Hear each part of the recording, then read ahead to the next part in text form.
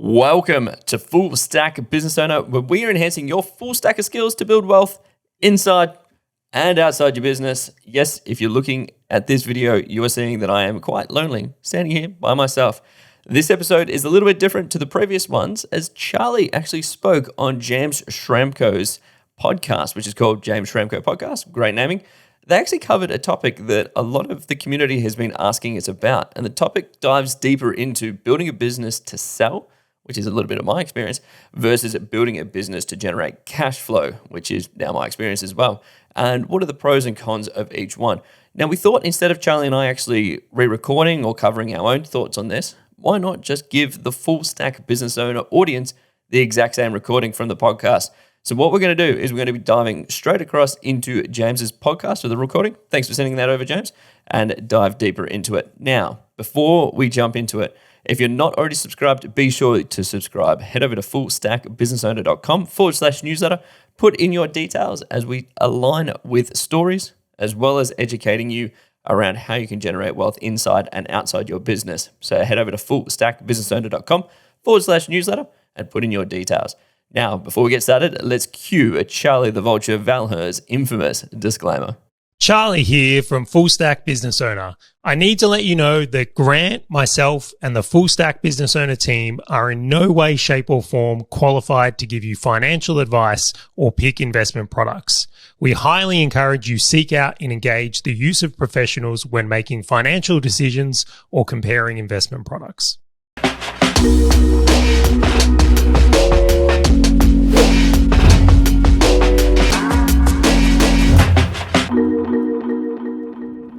James Schramko here. Welcome back to my podcast. This is episode 939, and we'll be talking about the difference between building a business to sell versus building a business for cash flow.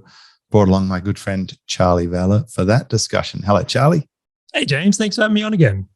Always my pleasure. You've a man of many talents. I noticed you're making some great progress there with your new enterprise, fullstackbusinessowner.com. So congratulations. Thank you. It's a whole heap of fun. And I love it when a chord hits. Like sometimes as content creators, we can make all these things and you don't really hear from people. But in this case, all the people that have been tuning into the podcast, I've been getting a ton of messages from people reaching out. So thank you, because I know many have come from this audience as well. I know I asked you this privately, but I'm just curious if you could answer this publicly. What does full stack business owner, what does full stack actually mean? Yeah, so what I've seen and observed, and I suspect you've probably seen something similar, James, is I find a lot of people that they get good at a little component or a few skills in business, but they might be missing some of the major ones. So maybe they're really good at marketing and sales, but then when it comes to doing their accounts or hiring their teams, they really struggle. And because of that, they kind of hit this glass ceiling where they never hit the potential of what they could do. And the consequence of that often means they end up kind of trapped in their business, running around, just putting out fires, and they never get to those payoffs that a lot of business owners really want, which is building wealth outside their business or having a lifestyle with their business that they want. So one of the things we really look towards in Full Stack Business Owner is the idea of building out that full stack of skills so you can be the jack of all trades, but winning at them instead of it's master of none is the one I want to say here. It's the idea of that if you do master many more skills in your business, you can accomplish much more and achieve things on the back of it. So it's like a complete business owner, like a fully rounded out, well-skilled business owner. Completely. Love it. Okay.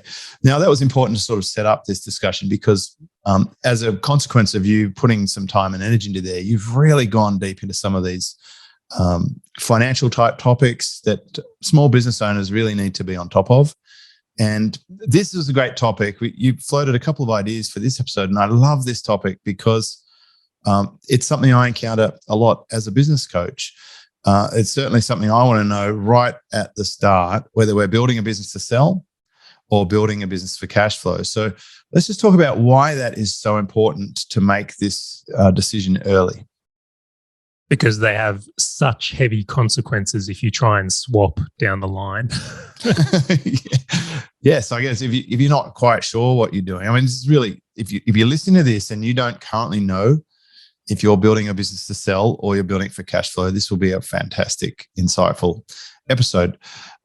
Let's talk about what some of the key differences would be between a business that you're building to sell versus building for cash flow. Yeah, I think the main one is if you're building a business to sell, it's from very different intent than building one for cash flow. And I mean, even in the naming of this, you can see the different goals. But let's say we'll start with the building a business to sell, is if you know you're building a business to sell, you might be happy to take less profits and reinvest in the growth of your company, knowing you'll get a bigger multiple or a bigger exit when the time comes. But if you're building a business for cash flow, well, then you may be less likely to take that because you want to receive cash every quarter or every month or whatever is appropriate in your business. And I think if you really think about that, really just spend a minute on it and go, okay, well, if I'm building this for sale, maybe I'll hire that extra employee to get that growth up rather than taking that cash out, as an example. So the distinctions between the two are very, very interesting. The other one that most notably, and you kind of mentioned this one before to me, is that if you're building a business to sell, well, really you're building it for desirability for someone to buy it. So there's a whole bunch of factors that go into that as well. Like maybe you're building the type of company where there's a competitor you want to acquire it. So your whole goal becomes, well, how do I become such a pain for this competitor that they're kind of forced to buy me or they'd want to buy me? Versus when you're doing it for cash flow, well, that type of thinking doesn't really need to exist. Yeah, well, it's great if you can build a business that a bigger company wish they had and they just want to buy, like when Facebook buys Instagram or Microsoft buys LinkedIn, or when LinkedIn bought Linda. You basically kind of like the whole teaching a big company how to suck eggs thing. You create that little thing that they really want or wish they had, and it's cheaper for them to just acquire it than to go out and try and compete with you. If you know who's going to buy your company when you start it, it will definitely change the way you make decisions. So the reason I want to know it as a business coach very early on, it will change the advice I give someone, whether they should do it. And one of the most obvious ones that comes up is, what do we call the thing? So it's rarer that you'll see a business that you're going to sell named in a personal brand. And this one comes up a lot. But as someone who's switched from a company brand to a personal brand, I can tell you there's some definite differences between the personal brand and the business brand. And it really, every decision you make has all these consequences. One of the big things that we noticed when we brought it back to a personal brand, it was kind of me saying, you know what, I don't think I could sell this business the way it is. I would have to make different decisions, and I'd have to take time to re-engineer this business to be in a saleable position. And it's not worth it versus me spending my time and energy growing other people's saleable businesses and getting paid that way. So there's a few points there. One is, just because you've made a choice here doesn't mean that you're excluded from participating in the upside. It's just that you're going to have to do it with multiple entities. And the other one is that for every decision you make, it's going to change things down the track. So one of the simple things that we noticed was when we brought it back to one brand, we now had just one set of social accounts to manage. We had one prime product to focus on. So everything became simpler. For the team, it was kind of like this, relax. It's also, you get a lot more traction faster under a personal brand, and you have a defensible position in the market because there's only one you. So there's only one you. It's easy to be unique. And what we noticed is this podcast tripled, right? And then it maintained at least a double over previous, and it started ranking everywhere when we switched to a personal brand. So I feel it was much harder and slower to get traction as a business than as a personal brand, is one thing that I noticed. So that might factor into your decision-making process. Can I share a couple of stories here, please? Please. So I have a friend. I won't name them just because I haven't asked them, but they had a personal brand business they sold, and it was like actually quite a difficult process. And there was two things that were very interesting in that. Is like, one, when he put the business up for sale, is that every offer he received got down round or reduced. Just they put in an offer for less because of the attachment to his brand. So they go, look, businesses like this normally sell for here. which for anyone on the audio, my hand is high, and then got a reduction of a 20% because of that. But then the other side of it, which I thought was really fascinating, was that they golden handcuffed him. So even once he sold the business, he had a 24-month term where he had to work in the business to help them de-risk it. So he was trying to sell the business to get out, but then ended up actually becoming locked to it and then as an employee of it. And he went through that process and it was successful overall. But in hindsight, he probably said, well, I wouldn't have done it. I should have just gone the personal brown route in my case because of all the effort I put into getting it saleable just ended up not being worth it. Yeah, so I realized that I was there on the super fast business train. I'd been running it for a long time. And I realized that if one of the prime filters for selling a business is that it works without you, then it wasn't satisfying that at the time. And I felt like I could have migrated it, but it would have taken a while. Now, the other business model that I'm particularly fond of is my revenue share partnerships, where I'm partnering with other businesses and I help them grow their business. And quite a lot of them are actually built to sell. They're companies, they're business branded, and I can grow those businesses and participate in a sale event. So I can still get my cash flow from a personal brand, and I can also get a sale event from a business brand by having separate little pies, I suppose, separate little silos. So I think you can do both, but not with the same company, right? I was always building super fast business with an idea that I might sell it, but in reality, I was really running it more like a cash flow business, a high cash flow business. And where I would have, a classic one for coaching businesses, for example, if you want to sell the business, you're going to start hiring sub-coaches and you're going to start spending more on marketing that's not going to involve your personal podcast, et cetera. And I didn't want to do that. Now, on the flip side, I bet you there are personally branded businesses who do run a lot like a business that would sell. They reinvest in their branding. And I'm sure you handled a few of those in your media company, Charley, where they keep reinvesting and still don't make huge margins, even though they're a personally branded company that might have cash flow. So they're just delaying the cash flow event to a bigger cash flow event when the business is a bigger size. So I guess my point here is it's not automatic that if you choose to have a business to sell versus a business for cash flow, that you'll get the sale or that you'll get the cash flow. Right? These things still take work. Oh, wholeheartedly agree with that. I just, one of the things you mentioned there, which I think is a little bit fascinating as well for people, is that personal brands tend to do really well if you're making content. Overall, when I was in the media stuff, and I'm even in that pool still a little bit with our own podcast and here, undoubtedly people doing things connected to a personal brand for podcasting and YouTube channels do better. They really, really do. I think that is a huge advantage, and maybe one of the reasons you, if you are a creator and a content maker, you may consider going, well, I'm going to go the more cash flow route than building a business to sell, because of that brand entanglement. But there's so many clever ideas around that. Like you mentioned, like you can use your brand to grow other businesses that you can sell. You can also take that cash flow you're making in a business and invest it in other assets. So maybe you buy investment products or other things from that, or buy other businesses. There's a whole bunch of stuff you could do. But you just got to think about it a little bit more creatively. I have rubbed up against this a few times, and I'm sure you've seen this far more than I. The one that concerns me is when someone spent like a long time building a personal brand and then all of a sudden they just want to sell it. Like they hadn't planned or thought out any other ideas or strategies for them to end up being well off along the way. Yeah, it's huge. Actually, because I get to peek under the hood, I can tell you the recurring themes. One is most people have never thought about whether they're building it to sell or whether they're building for cash flow. So that's one of the first questions in my diagnostic when I take on a student, because I need to know. I'm going to tell them completely different things depending on the goal. So knowing the objective is a great head start.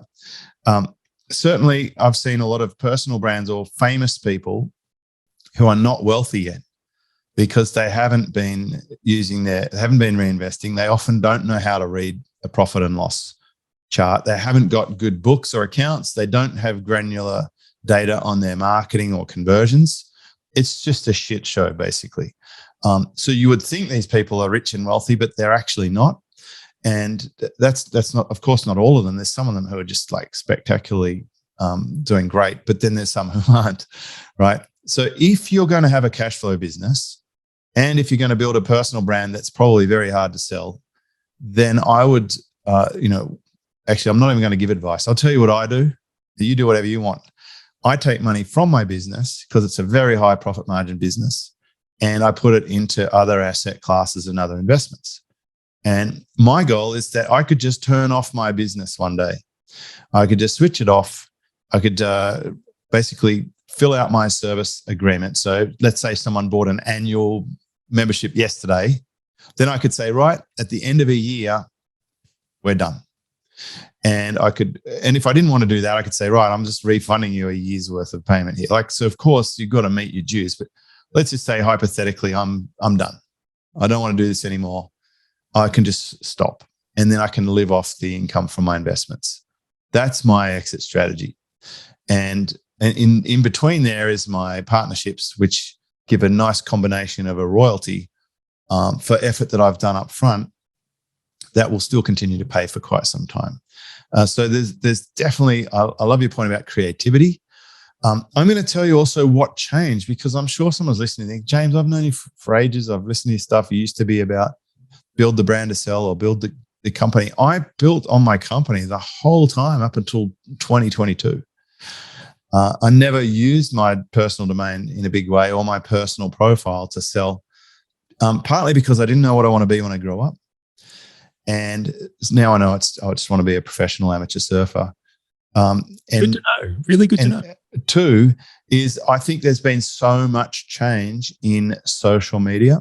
It's impossible to ignore. There's so much upside leverage in having a personal brand, even so much more now than 3 to 5 years ago, and absolutely more than 10 or 12 years ago, because some of these companies were just little babies or they didn't even exist, right? There was no TikTok back then. There was no Instagram back then. Facebook and Twitter were early days. YouTube was early days. Like, it's impossible to ignore that that's where it's at. If you want to embrace social media and content marketing, and in particular videos, and a big hat tip to you, Charley, for all of your influence there on the very fact that this podcast is recorded in video, Charley. So anyway, I think it's impossible to ignore. So I've leaned into it, and to my surprise and delight, my audience has massively expanded just from the change in the focus.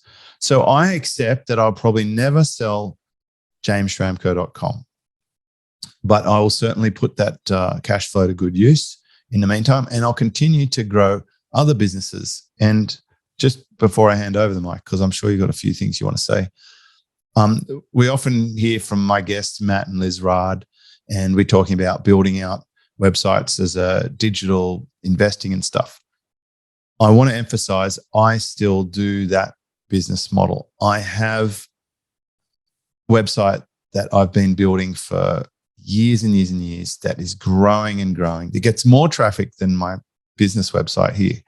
That is an asset that I can sell that does not have any involvement publicly from me. So I play both business models at the same time, but on different sites. Over to you, Charley.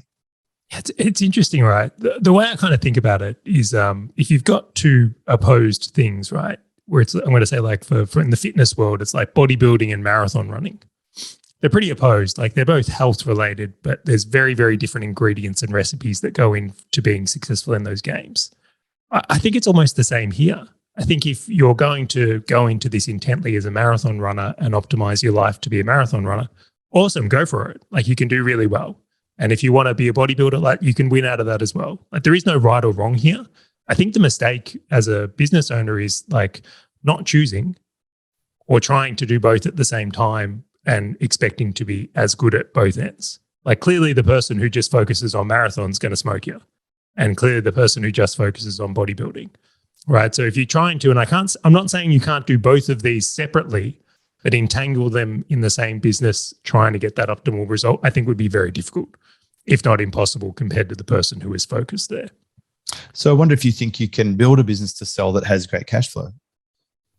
it's clearly being done, but I think reflecting that, I just think what you would do would be different. So like in that example there, like are there businesses that do sell that have great cash flow? Absolutely. But would they have as great cash flow if that's all they focused on? Because I know for sure, and I'll share some of my own experience, like my first business I actually sold. When it came time to sell it, suddenly I'm spending all this money on like de-risking it, getting financial audits done. Like there's all this other stuff that goes into preparing for a sale. The second side of that is that any risks, like I had a risk in this business where we were very heavily dependent on Facebook ads. So then I had to spend a whole year de-risking it so we could acquire clients on YouTube as well. So like I wouldn't have done any of those things or put focus on it or spend the money on having the team that could deliver that if I wasn't selling it. So in that case there, even the good cash flow business could be stronger in cash flow if they weren't preparing for a sale. And then to go even further than that, like you mentioned the Instagram example before, is like Instagram was really valuable to Facebook. And they made that very clear. It wasn't many other people that would actually buy it or be worth that. So they're all the different games that come into it. I will mention a few more points on that because I think sometimes people glorify the sale of a business, not really knowing what it entails. Like when I know you've gone through this potentially as well, James. Just when you prepare a business for sale and then you actually go through the process with the seller, just the amount of meetings and back and forth that go into the questions they have, and rightly so, right? If I was going to buy a business, I would be asking the questions too. But it does chew up a lot of your time, or it can potentially chew up a lot of your time doing that. And then the thing that I kind of had anticipated, well, you just get there's a day where you sell, and it's like selling a house. You just get all your cash on the day. There's a settlement day, then we're done. Not at all.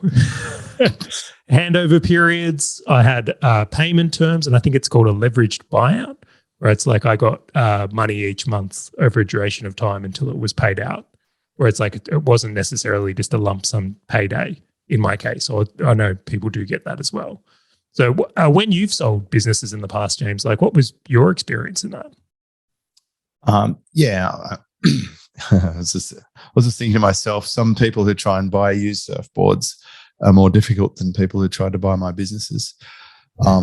So one of the businesses I sold was very smooth sailing. It was the perfect business for the person buying it. They trusted me. I worked with them for a long time.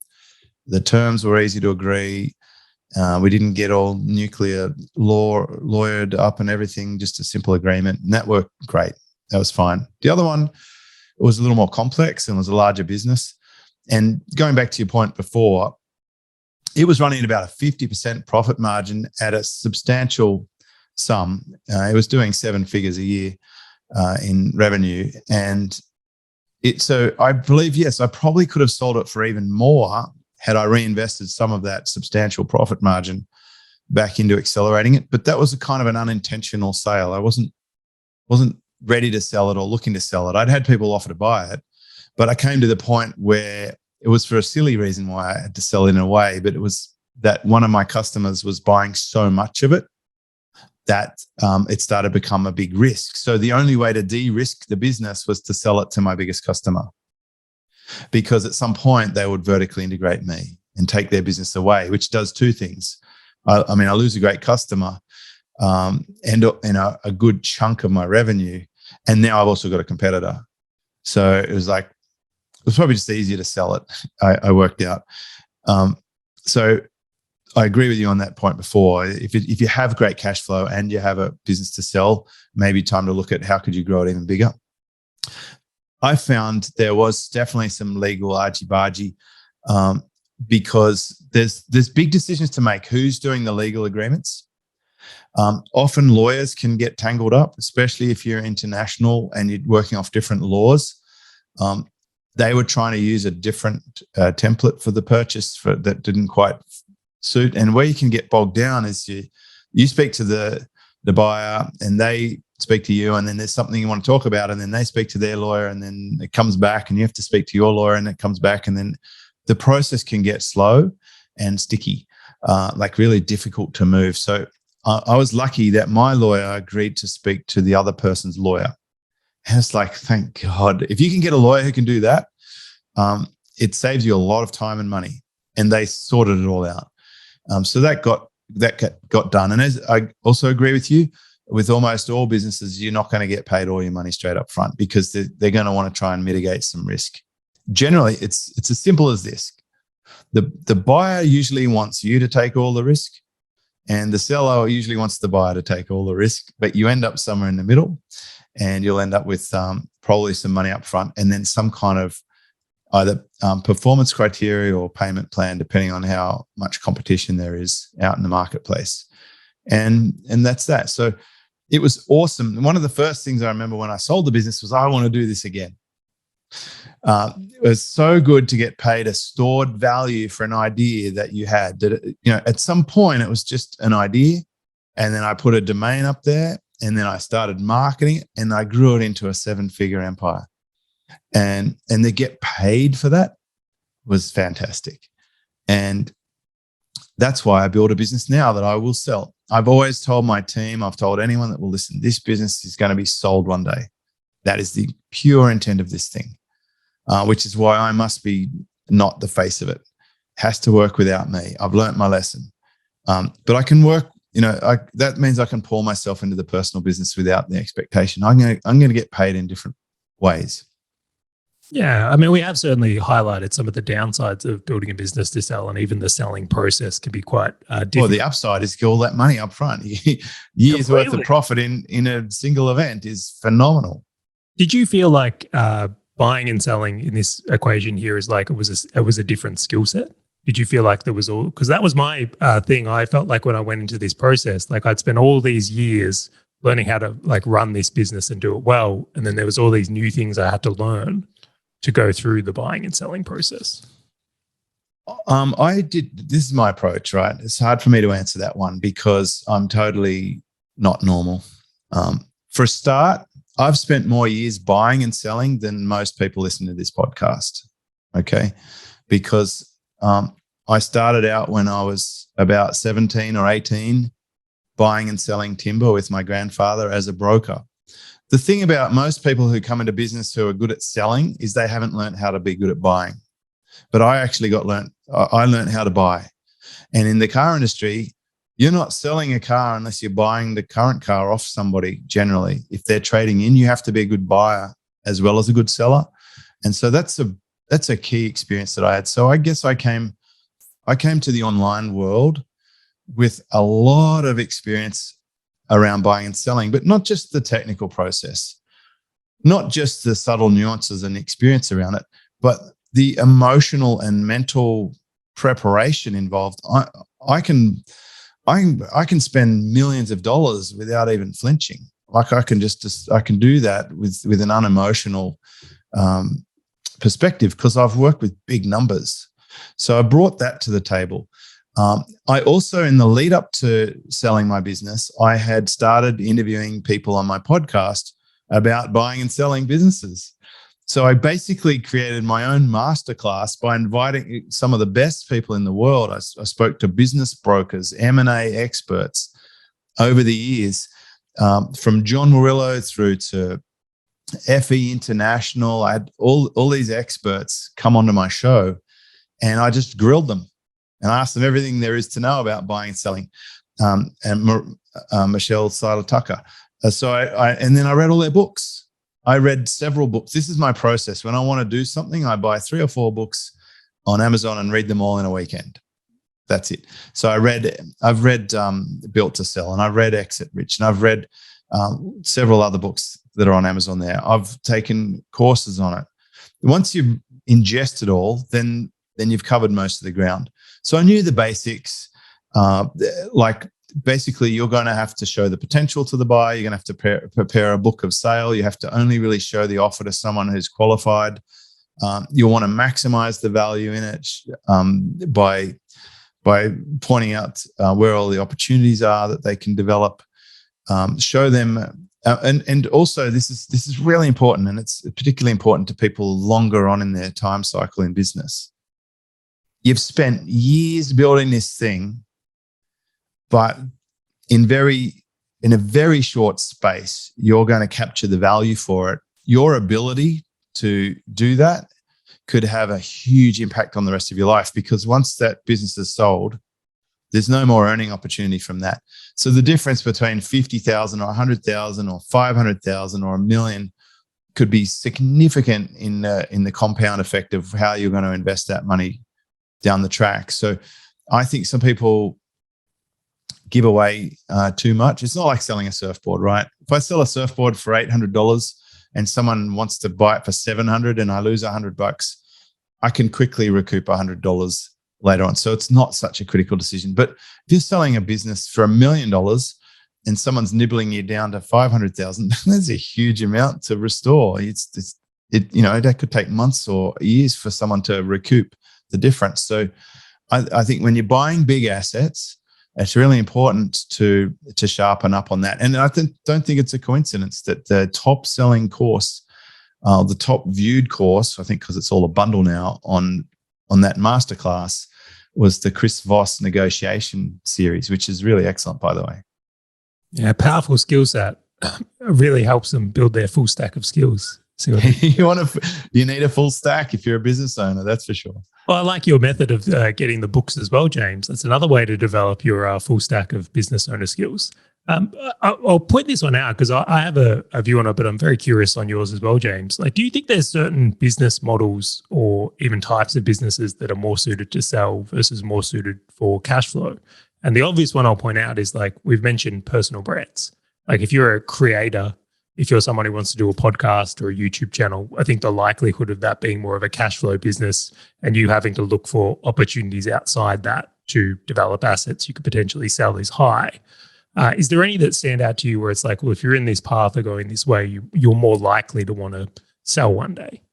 Well, I think e-commerce is an easy one. Easy to sell e-commerce businesses.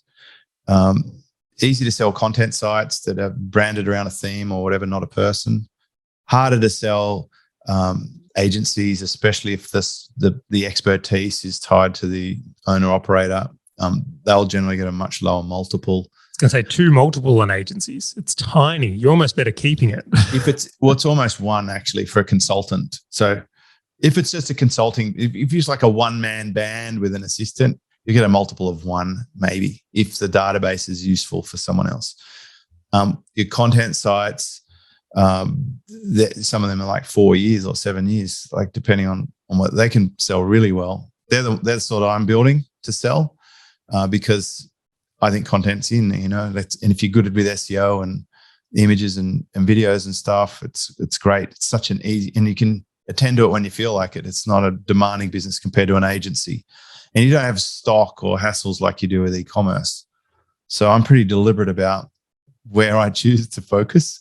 The personal service, this high, what I do as a consulting sort of thing in the coaching is pretty personally intensive, but it's super, super high paying and really rewarding. So it's fun to do while I do it, but I can see that I'm not going to do it. It'd be almost impossible to sell without having to go through the complexity.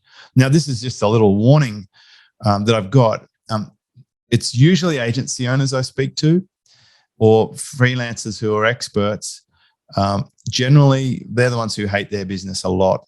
They very, very, very often say, I'm burnt out.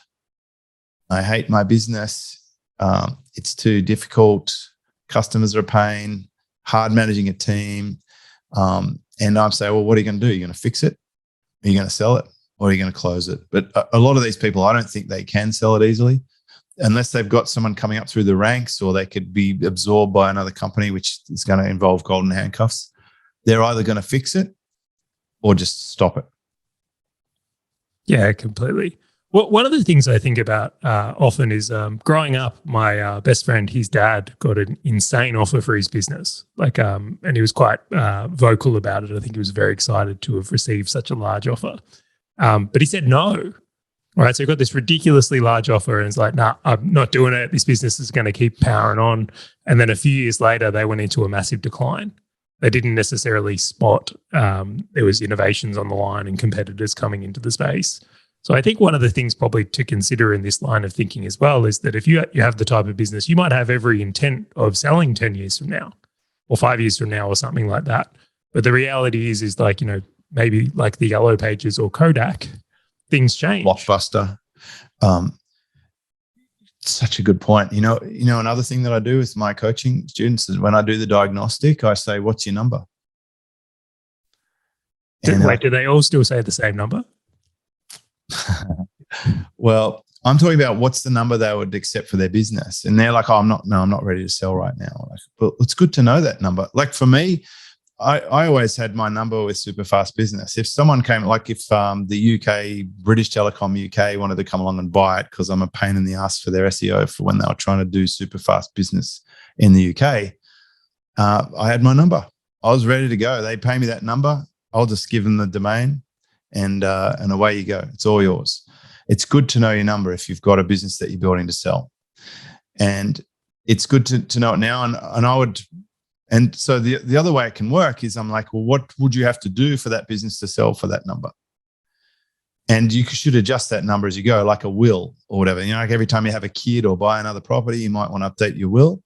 Same as your business evolves and grows, you should know what that number's moving and be prepared to accept it. One of the biggest outcomes I got from speaking to experts on the subject of selling their business, and especially John Merriel, was one of the biggest factors is what are you going to do after you sell? That's the biggest determinant, is if you're going to have seller's remorse or not. If you don't have something good to go to or no real driver, you probably just miss the business. That's one reason people keep their business. And another thing that I've observed is after the point people are burnt out and hate their business and decide to get rid of it, it's very easy for them to just let it run into the ground and drive the value down. I want you to think about this. Every single dollar of profit is probably really a multiple of that dollar. It could be, every dollar could be worth $4 of sales price or $8 of sale price of that profit. So if you're making $100,000 profit, that could be $400,000 or $800,000 difference in the sale price. So you definitely want to keep your head in the game, at least until you've made the sale. Until that money hits your account, it's not over. And so whether it's my experience from the car industry or having sold my own businesses, I can tell you most people, especially salespeople, they tend to count the sale or the money in the bank before it's actually there. And that's a big mistake, because amazingly frequently things happen at the 11th hour, 11:30, 11:50 p.m., a deal breaker, the scuttle, the massive chips off the table event that can then really scuttle you and upset you. So you got to be prepared for that. Push through until, as I say, till you see taillights, but until the money's in the bank. I've seen cars get destroyed just before delivery. I had this guy. He was such a hostile, crazy guy that the Australasian CEO asked me to deal with him. And so I did, and I helped him spec out a car that was about $480,000. And we waited 9 months for it, like having a baby. And it arrived, and I updated him the whole way, and he's fine. I got off the boat. It went to customs. It's in the customs yard. Tomorrow it's coming to the dealership on the truck. And then that night it got stolen, never to be seen again. I had to call this guy and tell him, sorry, but it's been stolen. We don't know where it is. So you just can't count it till it's finished. I feel for that. That is brutal. It's a difficult conversation to have, like when you have to break that news, because people have certain expectations, and I managed to navigate that conversation quite well. I had a very good technique. I asked him if he's ever had any of his things stolen, and he said yes, because he was a dealer of another brand or product. And I said, I know it sucks. And how did you deal with it with your customers? And so I've got this huge empathy thing happening. And I said, you know what, I've checked, and the big boss had ordered a very similar spec that had 2 extra features that is arriving in a week from now. And I've convinced him that he needs to give that car to you. And so if you want it, it's yours. And he goes, I'll take it. So I managed to get out of it, luckily, and still make the sale. But it was a difficult one, but you can't count it till it's done. The money's in the account. So don't give up. If you're sick of your business, make a plan as early as possible. That's really probably one of the huge takeaways from this episode, I think. Decide today. Are you going to sell it? If you're going to sell it, how much are you going to sell it for, and who's going to buy it? If you know that today, you're set up for success. If you're not going to sell it, great. Then take your cash flow and do something great with it. And tune into Charley's show, fullstackbusinessowner.com. You've also got a more wealth-oriented one, haven't you, Charley? Oh, it's not quite out yet, but I'll share it here. Hopefully it'll be out soon. I'm salivating for this one. Yeah, so we've got Full Stack Property Investor. So I'm quite a fan of the property market and something I've been doing a lot in. So we've got a new podcast launching under the Full Stack brand that's just specific on property and how to invest in that. I love it. I know that's your passion lately, and I think it's great. Isn't it great when you're not just hunting down the next customer, the lead?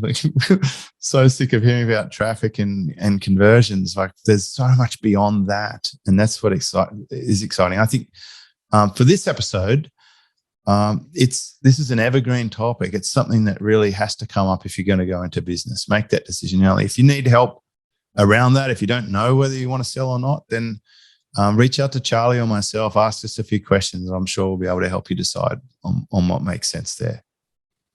Yeah, absolutely. Fun episode, James. Really fun episode. Hopefully the listeners enjoyed it as much as we enjoyed making it.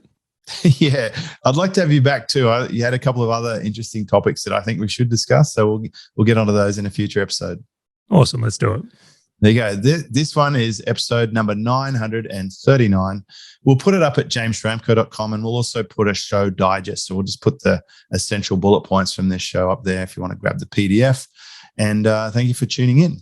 And that was the recording from James Schramko's podcast with Charley Valher, talking about building a business to sell versus building a business for cash flow. If you are looking to get insights into when we release these episodes, but also receive some other goodies and Easter eggs, head over to fullstackbusinessowner.com/newsletter. Put in your details, as we do provide information and downloads that we don't actually share anywhere else, only to those people who are on the email list. So head over to fullstackbusinessowner.com/newsletter to receive some of those goodies when we do let them drop. Now, I just want to say thank you for joining us. Thank you very much for jumping into the episode with James Schramko, and we look forward to catching you on the next episode of Full Stack Business Owner.